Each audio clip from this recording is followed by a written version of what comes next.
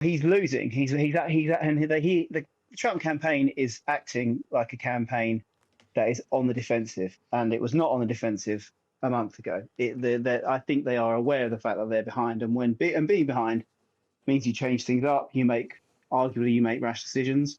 You do what you can to try and claw things back. And he's decided to do this. So to Donald Trump and Elon Musk on X last night for that much anticipated live streamed interview. What did we learn? Yes, that's the question we're asking ourselves today. What did we learn? Well, here's just a little bit of what went on. Hello, everyone. My apologies for the late start. We unfortunately had a massive distributed denial of service attack against our servers. As this massive attack illustrates, there's a lot of opposition to people just hearing what President Trump has to say. Say what you want. This was a coup. This was a coup of a president of the United States. He didn't want to leave, and they said we can do it the nice way or we can do it the hard way. They're rewriting history and making Kamala sound like a moderate when in fact she is far left, like far left. Worse than Bernie Sanders. She is considered more liberal by far than Bernie Sanders. She's a radical left lunatic. I think we're at a fork in the road of destiny of civilization, and I think we need to take the right path, and I think you're the right path. It's been really fun, and I hope you got a lot of viewers. I hear you got a lot, but I hope you got a lot. I know you got a lot of them. So I appreciate it. I'll see you soon. Lovely. Fee was just wondering whether Mr. Trump had his teeth in. I think he had a mouth guard in. I think he might have had one of those funny teeth whitening things in. It's possible. Perhaps he'd left his trays in. Might be right. Well, joining us now is the Times sketch writer, Tom Peck. Hello, Tom. Hiya. Let's take this seriously just for a moment or two. What? Why? Well, because... yes, good question. Because it means a lot. It means a lot. Yeah. Did we hear anything we hadn't heard before?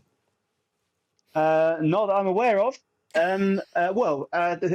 We heard Elon Musk blaming the late start on hackers, which, if you believe that, then you've got a real problem.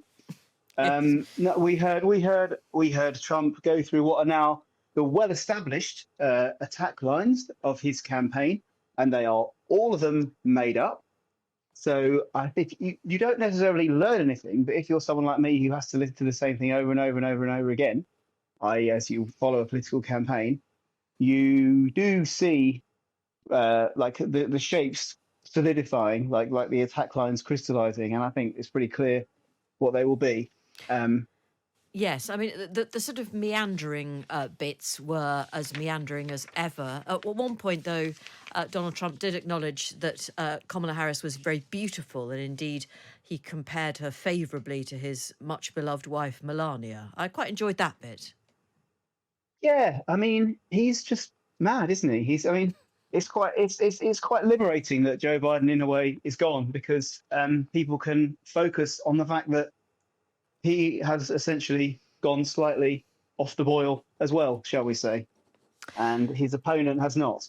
Right. I mean, we assume, do we, that Donald Trump only did this conversation with Elon Musk because of the presence of Kamala Harris in the race, because, frankly, Donald Trump needs to do something, and quick.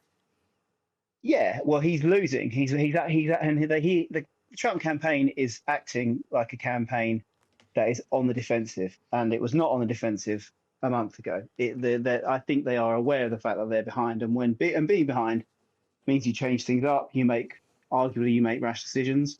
You do what you can to try and claw things back, and he's decided to do this. I think it possibly also helps that Elon Musk is donating him lots and lots and lots of money, so perhaps he feels like he owes him something in return. But if this is what he gave him back, then I'm not sure who necessarily gained anything from it. But he does have a point, Donald Trump, doesn't he? No, probably not. I'm testing you here, Tom, and I'm going to plough on. When he draws our attention to the fact that Kamala Harris hasn't done an interview. She hasn't. Why hasn't she? Donald Trump launched an attempted fascist coup on the Capitol 3.5 years ago. That is the only thing that matters in the election. None of the rest of it matters. If you treat him like somebody who is not a fascist, then you're helping him. Like, all the rest of it doesn't matter. I don't give a monkey's what he says or hasn't said about Kamala Harris. He's not a legitimate candidate None of it should be taken seriously. None of this nitty-gritty that the likes of you and I get into. It doesn't matter. You're right, though, actually. When you remind us of January the 6th, I'm horrified all over again that it isn't something that they are talking about day in, day out in the States. But there are quite clearly millions of people who are prepared to overlook it. Well, there are, but that is precisely because there's kind of only one fact that matters in American politics, and it's that 55% of Republican supporters believe that the election of last time around was stolen and was rigged. And until you can get that number below 50, you have a broken politics, right? And if the Republican side believe that it's the other side that is smashing democracy down, and it's the Democrats that believe the Republicans are doing the same, then you're just screwed, essentially. And things will only change once that Republican number gets below 50, and Donald Trump has to keep it above 50. And so what do you think Donald Trump's next step will be? I mean, you're right, last night contained all his greatest hits and the repetition of the suggestion that Kamala Harris is, what was it, a far-left lunatic? Dangerous liberal. Yeah, more left than Bernie Sanders. Well, right. I mean, that's just not the case, is it? Well, I mean, to be fair, I don't know quite how left Bernie Sanders is, in all honesty. Like most people in Britain, I'm slightly perplexed by all this. Because, I mean, as far as I understand it, the Democrats are sort of conservative. They're Tory light, aren't they? The Democrats, yeah, well, I mean, of course.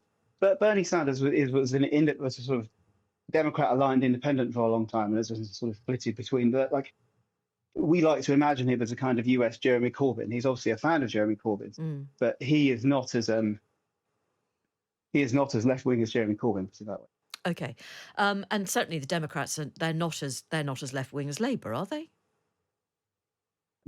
Well, I mean, Jeremy Corbyn was the leader of the Labour Party until fairly recently. So, I'm talking about the current incarnation of the I know, but what I mean is the Labour Party has always had a sort of a radical left-wing movement within it, and occasionally it has been powerful. I like in the Tony Benn years, in the Michael Foot years, the Democrats have never been plagued by, or plagued is maybe the wrong word. Everyone's entitled to their opinions, but that is not something that you get with the Democrats at all. Thank you, Tom. That is Tom Peck. All systems go then, and we are looking forward to the debate scheduled between Kamala Harris and Donald Trump. Donald Trump doesn't rate her. I hope you've picked up on that. That'll be September the 10th, won't it? Right. I've made a note of it. It's in my diary.